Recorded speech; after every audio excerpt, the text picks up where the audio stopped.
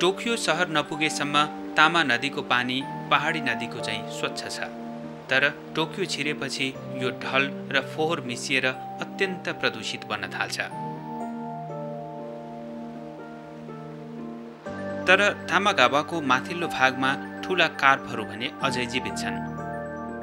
सुचिफुकी भनेर चिनिने एक जोडी माछा पनि बाँचेकै छ। नदी किनारमा देशहरू फर्किएका छन्। जीवनको यो लडाईँ मानिससित प्रकृतिले लडेको युद्ध हो। उनीहरू कहिलेकाहीँ मात्रै सफल हुन्छन्।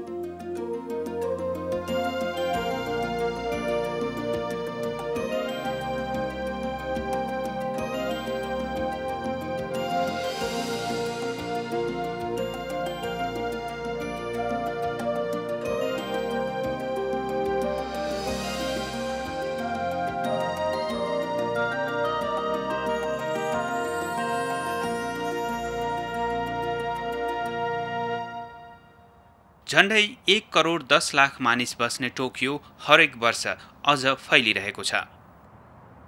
टाढा ओकुटामा हिमालबाट आरम्भ हुने तामागावा नदीले अत्यन्त जनघनत्व भएको सहर भएर बग्नुपर्छ। टोकियो खाडी भएर समुद्र छिर्नु अघि यो औद्योगिक सहर कावासाकी भएर अघि बढ्छ। आजभोलि तामागावा नदीको अर्को नाम प्रदूषण भएको छ। औद्योगिक विकास र बढ्दो शहरीकरणले नदी किनार फोहोर थुपार्ने ठाउँमा परिणत भएको छ। एक पुस्ता अघिसम्म मानिसहरू यहाँको स्वादिलो माछा खान्थे। अब यहाँ कहिलेकाहीँ भोज खान मात्र सुरक्षित हुन्छ। माझीहरूले समात्न सक्ने माछा भनेको कार्प मात्रै हो।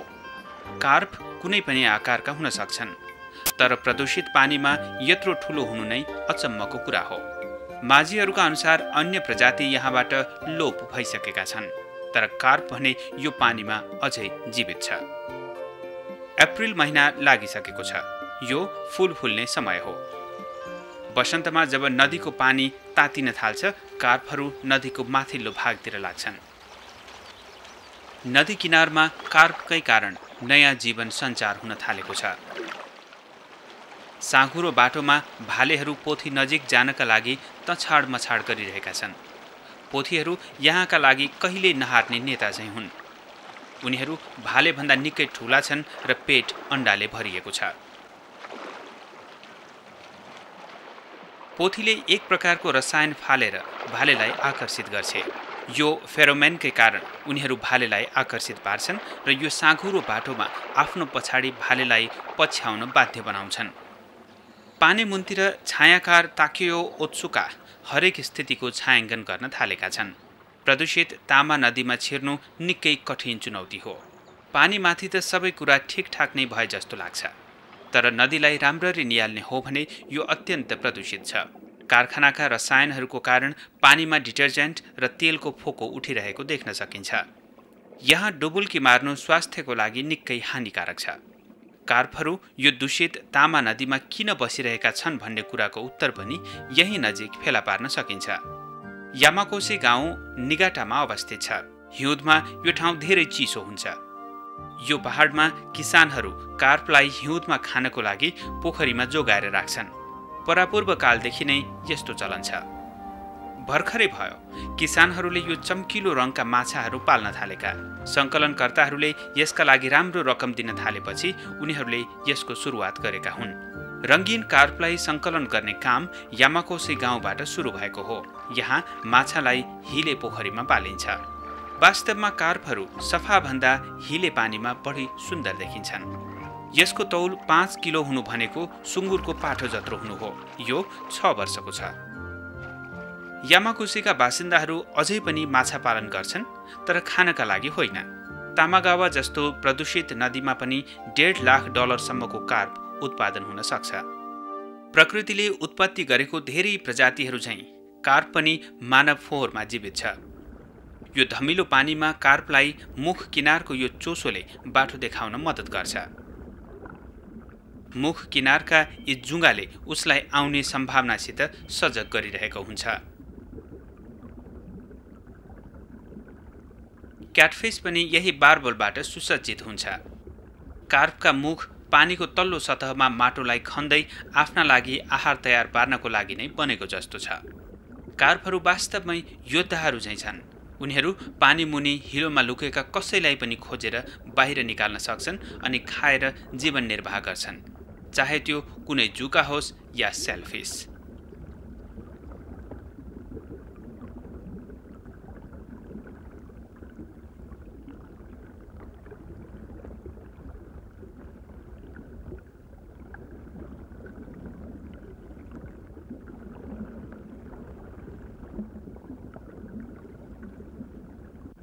यिनीहरू गाईबस्तु झैं चर्नमा पनि खप्पिस छन्। पानी मुनिका घाँसपात केही बाँकी राख्दैनन्। कार्प आफ्नो आहार पाएसम्म जति पनि बढ्न सक्छ। मुखको अघिल्लो भाग जसरी पानीको सतह मुनिको घाँसपात खान खप्पिस छ, त्यसै गरी यसको बङ्गाराले सेलफिसलाई पनि चपाउन सक्छ।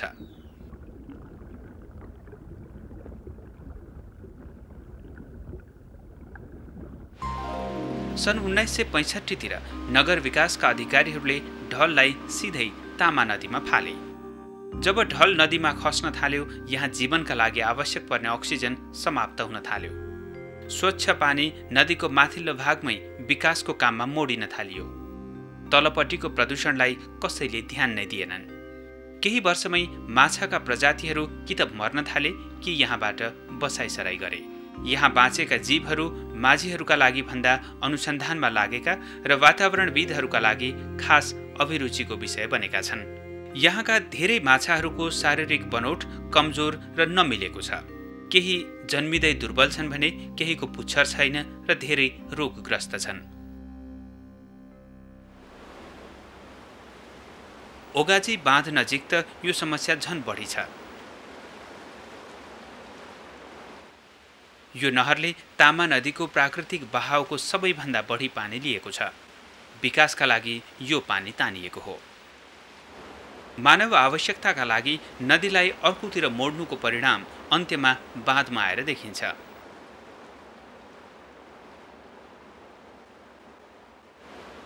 तर त्यस बेलासम्म यसले अति प्रदूषित औद्योगिक नगर हुँदै तल बग्नुपर्छ, जसको कारण यसमा भएको अक्सिजन समाप्त भइसकेको छ।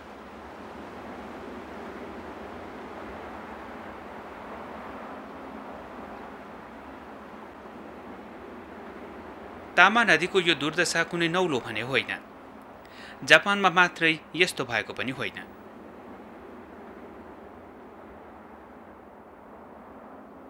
संसारका सबै नदीहरूले तामा नदी चाहिँ असल वा खराब अवस्थाको सामना गर्नु परिरहेको छ। नदीमा भएको पानीको गुणस्तरका बारेमा सतहले पनि विचार दिन सक्छ। मुहानको 30 किलोमिटर तलसम्म खोला स्वच्छ र सफा छ। केही भए पनि विश्वको सुन्दर प्राकृतिक छविलाई यसले कायम राखेको छ। मे महिना लागेको छ। अब तापक्रम बढेर 20 डिग्री सेल्सियस पुग्नेछ। ओकुतामा हिउँबाट बगेर आएको तामा नदीको पानी अझै पनि चिसो छ। केही दिनपछि बाहिरी तापक्रमको वृद्धिसँगै यहाँको पानी पनि तात्न थाल्नेछ अनि कार्पहरूको संसर्ग सुरु हुनेछ। वयस्क पोथीहरू संसर्गका लागि भालेलाई आकर्षित पार्न नदीमा रसायन छाड्न थाल्छन् अनि भालेहरू नदीको यो तल्लो गेग्रान पोथीको पछाडि लाग्दै संसर्गका लागि आउन थाल्छन्। कार्पहरू यस्तो ठाउँ बढी मन पराउँछन्।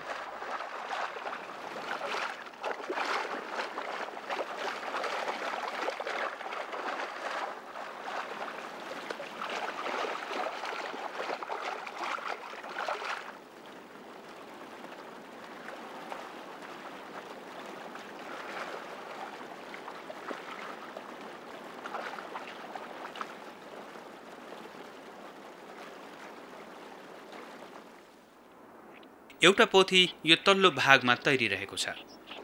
तत्काल भाले अण्डाका लागि कोरल्न योग्य बनाउन आफ्ना वीर्य फ्याँकिरहेको छ।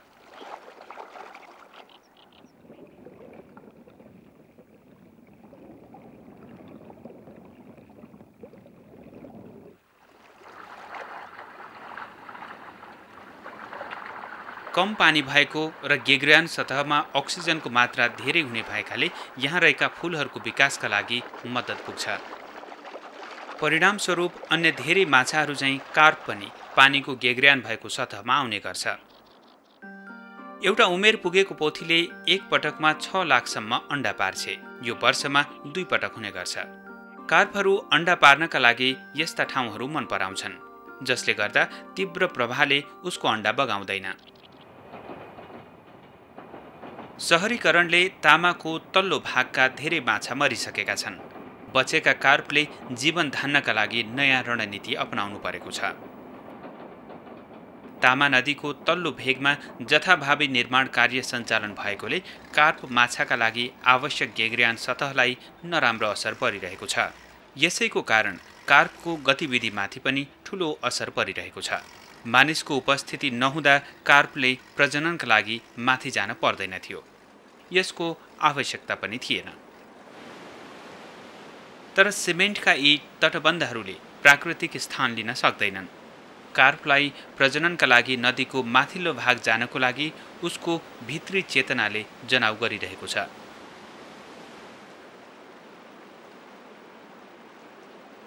मान्छेले फालेको फोहोरसित लड्दै ऊ नदीको माथिल्लो भागमा जान खोजिरहेको छ। तर ओगाची बाँधले गर्दा कार्पहरूलाई माथि जान त्यति सजिलो छैन। बाँध नदीको दुवै किनारसम्म छ।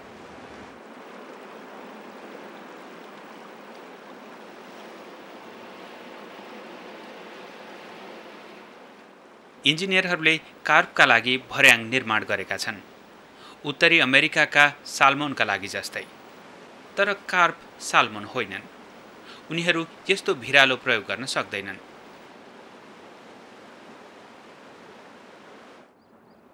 माछालाई प्रजननका लागि नयाँ वासस्थलको जरुरी भइसकेको छ। उनीहरूले बाँध तलको शाखा नदी वा ढलमा यस्तो गर्नुपर्नेछ।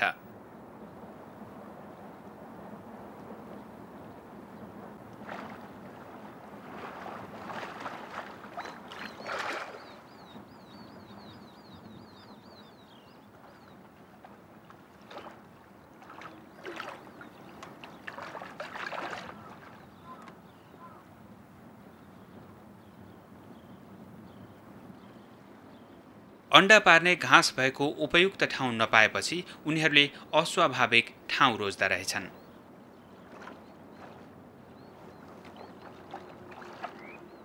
कार्पहरू मान्छेले फ्याँकेको फलामको डब्बा, प्लास्टिकको क्यान र कारको टायरमा फूल पार्न थालेका छन्।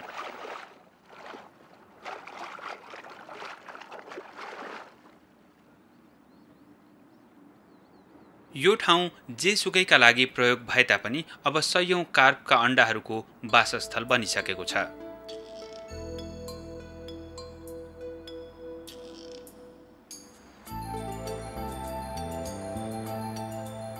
स्थानीय माछा पालकहरूको संस्थाले प्रत्येक वर्ष 4 लाख माछाका भुरा छाडिरहेका छन्। यसरी माछाका भुरा छाड्ने दिन स्थानीय स्तरको उत्सव जस्तै हुन्छ। मानिसद्वारा प्रदूषित नदीले फेरि माछा पाउन थालेको छ। कार्प मात्रै होइन, तामागावाको नदीमा साल्मोन र अन्य स्वादिला माछाहरू समेत पाइन थालेको छ।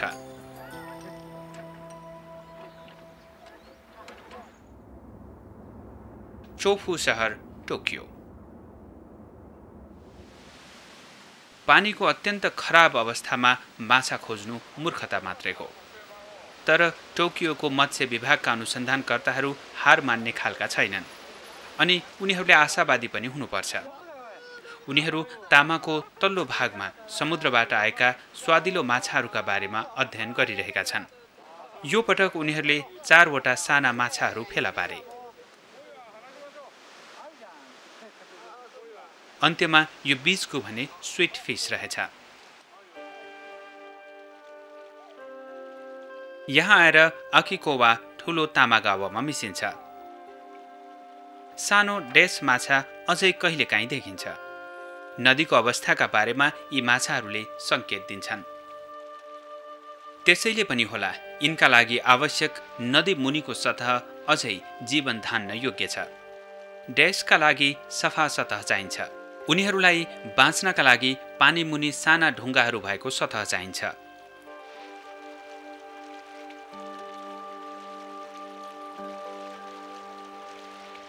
उनीहरू प्रायजसो तामाको माथिल्लो भागमै बस्छन् अनि प्रत्येक वर्ष संसर्गका लागि उपयुक्त यो पानीमा फर्कने गर्छन्।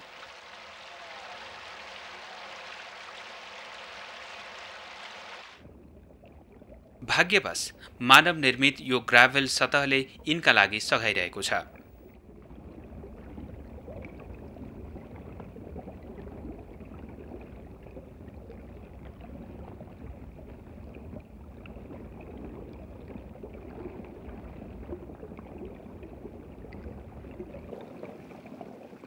जब उनीहरू फर्किनेछन्, डेसका पहेँलो फूलहरू यो ढुङ्गामा टाँसिएर रहनेछ। डेस पाइएको यो ठाउँभन्दा तलतिर ताकेओ ओत्सुकाले निकै अघि लोप भइसकेको भनी अनुमान गरिएको माछाको एउटा जात फेला पारेर छायाङ्कन गर्दैछन्। यो कार्प वा क्याटफिस चाहिँ देखिन्छ। यसले ढुङ्गामा रहेको काई खाइरहेको छ। तर कुनै पनि कार्प माछाले सुचेफुकी माछाको जस्तो व्यवहार प्रदर्शन गर्दैन।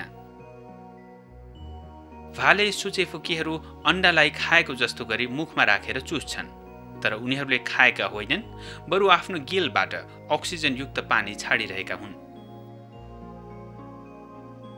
यसरी सुचेफुकीका भालेहरू दिनको 2 देखि 4 हजारसम्म अण्डालाई नयाँ जीवन दिने गर्छन्। यो प्रक्रियाले अण्डालाई स्वच्छ अक्सिजन प्रदान गर्न मद्दत पुर्याइरहेको हुन्छ।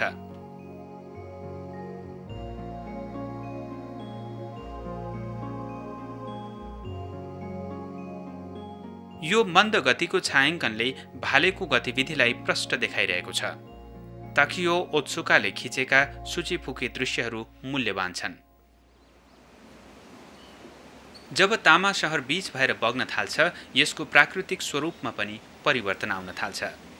तर माथिल्लो भागको नदी किनार अझै पनि प्राकृतिक अवस्थामै छन्।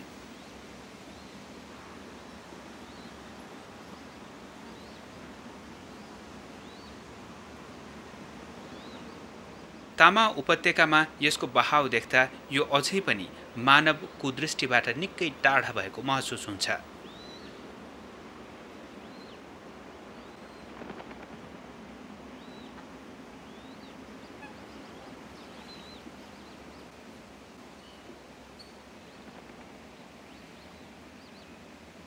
आधा मात्र मौका दिने हो भने प्रकृतिले अझै पनि आफ्नो असल रूप देखाउन सक्नेछ।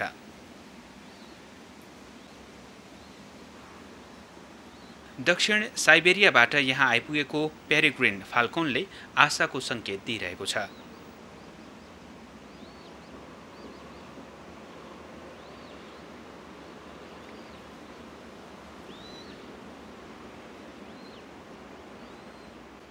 बिस्तारै यी औद्योगिक राष्ट्रहरूले प्राकृतिक सम्पदाको महत्त्वलाई बुझ्न थालेका छन्।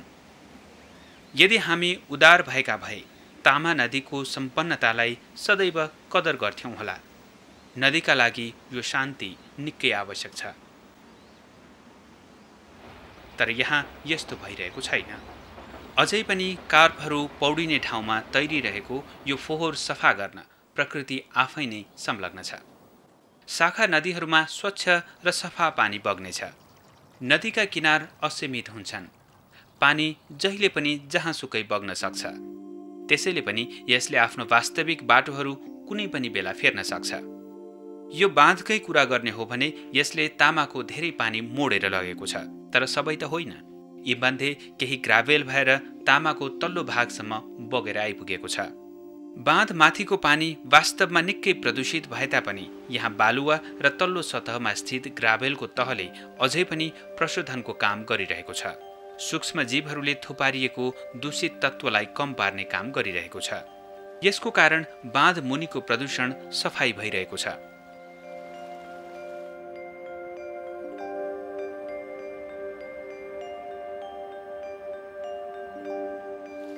प्रकृति आफैमा पुनर्जीवन स्थापित गर्न सक्षम छ। मानिसले उसका लागि खडा गरेको अप्ठ्यारो पर्खालहरू भत्काउन ढिलै भए पनि ऊ सबल छ। तामा नदीमा पनि प्रकृतिले यही स्वभावलाई प्रमाणित गरिरहेको छ।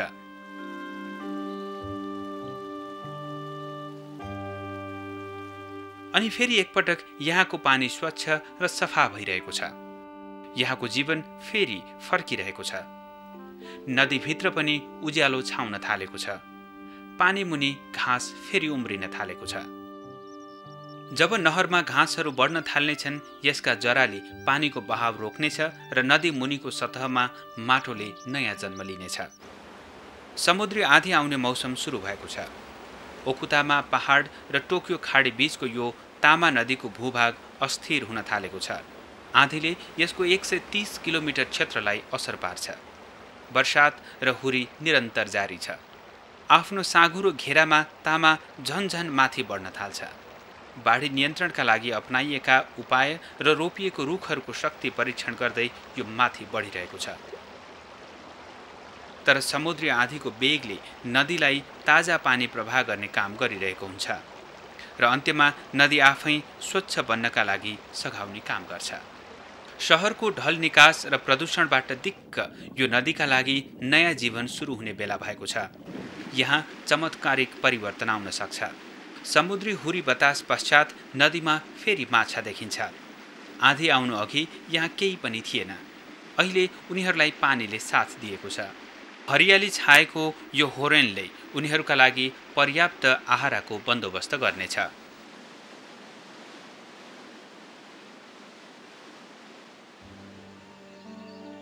आँधी आएको पनि 5 दिन बितिसकेको छ। पानीको सतह पनि निकै तल झरिसकेको छ अनि नदी नयाँ स्वच्छ पानीले भरिएको छ। यसैका कारण नदी मुनिको वातावरणका बारेमा अध्ययन गर्न सजिलो भएको छ। तामागावामा फोटोग्राफर ओत्सुकाले धेरैचोटि डुबुल्की मारिसकेका छन्। यहाँ मात्रै होइन, जापानका तमाम नदीमा उनले डुबुल्की लगाएका छन्। आँधीपछि नयाँ माछाहरू देखिएको यो पहिलो पटक भने होइन। उनी सानैदेखि यो दृश्य देखिरहेका छन्। ओत्सुकाको अनुमानमा धेरै माछाहरू यो आँधीले बगाएर लगेको हुनुपर्छ।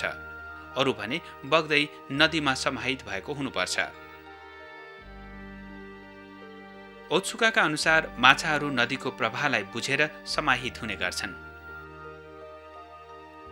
तामाको यो कथाले मानिसले गर्ने विनाशलाई प्रकृतिले पुनर्स्थापन गर्नका लागि कठिन परिश्रम गरिरहेको शिक्षा दिइरहेको छ। प्रकृतिले यहाँ हरेक वर्ष नदीको गुणस्तर जोगाउनका लागि नयाँ नयाँ उपाय खोजिरहेको हुन्छ। तामागावाको जीवनलाई प्रस्फुटित गर्नका लागि यही अन्तिम उपाय बनेको छ। यदि ठूलै चमत्कार भयो भने यहाँको जलजीवनले नयाँ संसार पाउनेछन् होला। फोटोग्राफर ओत्सुका सम्झन्छन्, म सानो छँदा नदी यताबाट बग्ने गर्थ्यो। अब वर्षैभरि उनी यहाँ पौडिने कुरा कल्पना पनि गर्न सक्दैनन्। साँच्चै भन्ने हो भने संसारका आधाभन्दा बढी मानिस यो अवस्थामा सास फेर्न पनि सक्दैनन्। प्रकृतिले यो मौका दियो अनि मानव जगतलाई आफ्नो अस्तित्व जोगाइराख्न सक्षम बनाइरह्यो।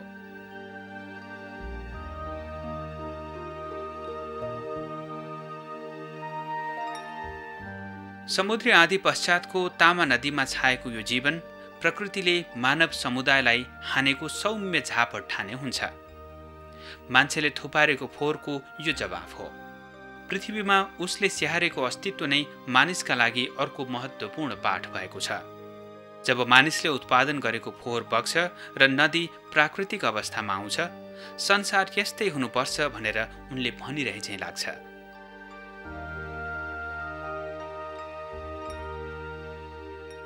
यो उदाहरण पृथ्वीको जीवनलाई सघाउन जहाँ कहीँ पनि लागू भइरहेको छ र यस्तो कुनै दिन हुनेछ।